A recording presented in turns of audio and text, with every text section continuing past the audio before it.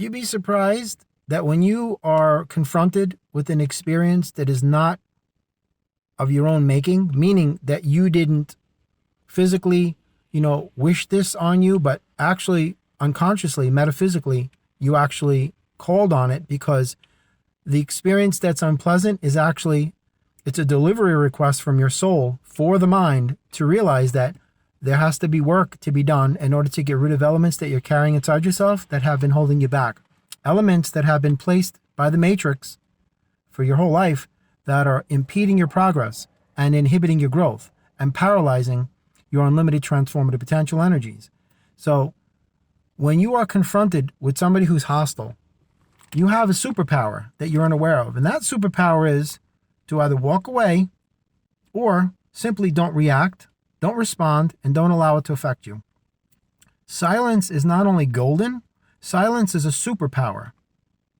When you assess that energy and not assimilate it, that is where your real power lies, my friend. Trust me, practice it.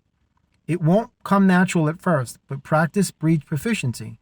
Perfection does not exist. Practice this until it becomes your primary nature, not your secondary nature.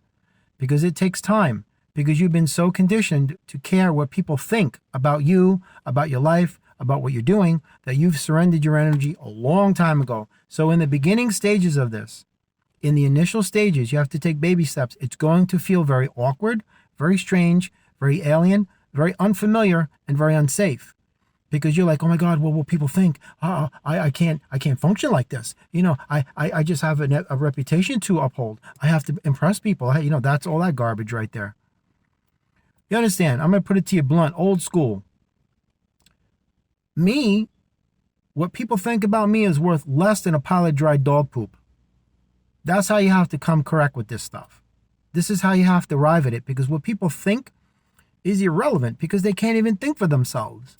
So when you care more about what someone thinks about you than what you think about yourself, that speaks volumes, particularly since the person that you care more about what they think about you can't even think for themselves. That speaks even greater volumes. To say, where are you? Who are you? What are you?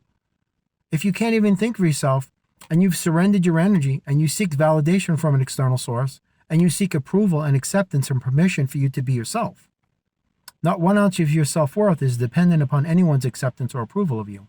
That is the power of self-love. When you love yourself, you don't care what they think. I'm not saying disregard them as if they're subhuman pieces of trash. I'm not saying that. I'm saying no matter what they have to say or think or feel, their opinions, ideas, suggestions, they can keep it to themselves because it has no relevance, no bearing, no credence, no pertinence, or no value in your life. Therefore, they cannot hurt you. And you're not surrendering your energy to that. So therefore, they don't have anything to use against you because you didn't give anything to them in order to allow that in order to allow that to happen. You see?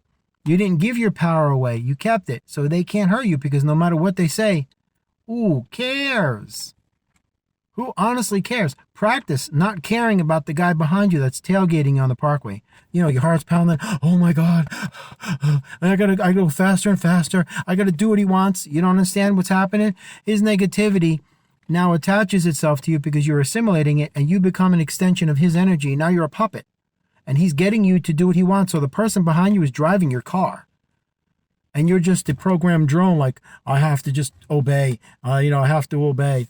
Like all of the rest of the people. Or you go to the other extreme and you get absolutely ticked off and you want to just incinerate the guy. Road rage. Either way, it works in the favor of the system that programmed you to be both ways. So you just have to say, you're not going to give your energy away. You're going to take power of the situation. You're going to take control of the situation by keeping your power and not feeding it. Aggravation, negativity, anger, fear. You're just going to say, I'm not going to react. I'm not going to respond. And I'm not allowing this to affect me because I'm going to maintain control of the faculties of my collective element of energy that God gave me to use for my own individual purposes and not piddle away and squander on the frivolous, inconsequential nonsense of this commercial optical paradigm called the Matrix. It's just that simple, Eventually, people will start to awaken from their sleepless slumber. It's happening. You'll see. It won't be this way much longer. This system is going to collapse. It cannot maintain. There's something called Nasara and Jasara. I hope that sees fruition in my lifetime. I really do.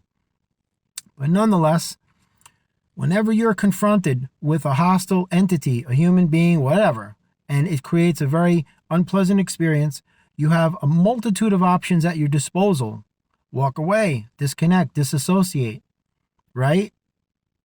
That's one, non-involvement. The other is if you choose to stand and stay there, then don't act, don't react, don't overreact, don't allow it to affect you emotionally, mentally, spiritually, physically, whatever.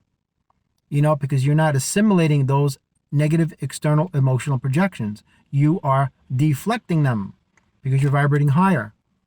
And these people are, subdimensional creatures. They don't know any better. It's just get up, get money, have sex, and that's it. That's it. I want to go to an MMA match and watch two people kill each other. Yeah, yeah, yeah. But if I see two people kissing, I'm going to throw up.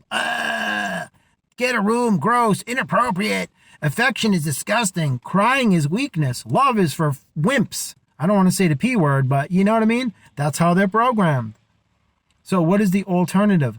Violence, cruelty, apathy, stoicism, desensitized, disconnection, emotionally detached. That's what they're programmed to be, and that's all they know, because that is the level of the intellectual capacity that they hold in that moment, which is low vibrational, and they will follow that mechanism because it is the operating system of the program software that is controlling their brain.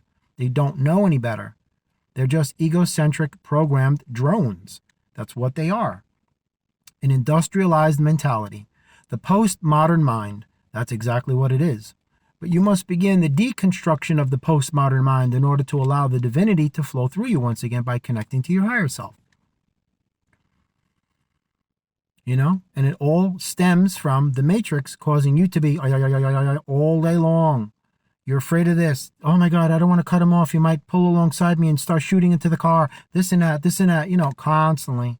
That's why they get you to want to stay home, because they're turning your house into a prison cell. I hope you realize this.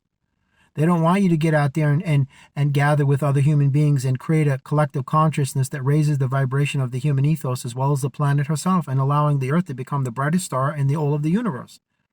But their agenda is such that they want to turn the Earth into a dark star, a penal colony, a prison camp. But it won't work because, again, God's controlling everything. So nonetheless, to end the video, I just want to say, love yourself, respect yourself, and don't get pulled into the trap. This is psychic sabotage. These are energy vampires. These are ambushes. These are demonic ambushes. Because when you put your awareness towards something, when you focus your awareness on something, your energy becomes an extension of that. And once they pull you in, you're done. That's why you gravitate to the news, because you've been trained to actively seek conflict, to satiate the morbid curiosity of your egocentric reptilian brain, your subconscious mind, because it's primitive.